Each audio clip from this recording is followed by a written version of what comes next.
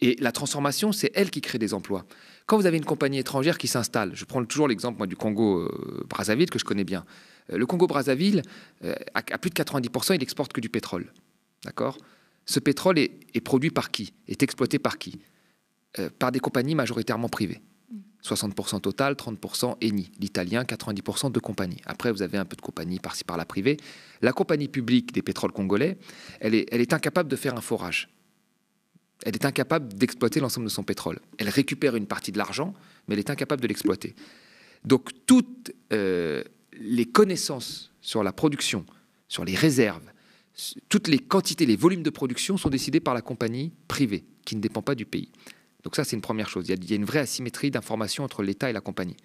Les prix de leurs biens, 90% des exportations, donc du pétrole, le prix n'est pas déterminé par le Congo. Il est déterminé par les marchés financiers. Donc quand il y a des situations de géopolitique tendues comme là, il se passe, les prix augmentent, ça leur profite. Quand le prix est à zéro, comme dans la période du Covid, il n'y a rien qui rentre. Il n'y a rien qui rentre. Donc on voit bien qu'il y a une très forte dépendance. Et ensuite, ce produit est exporté, transformé en France ou ailleurs, et l'État congolais rachète de l'essence à ces pays-là. Donc la réalité, c'est qu'il faudrait qu'il y ait une industrie qui puisse transformer cette production sur place, et c'est celle-là qui créerait des emplois, des raffineries, de la distribution, etc.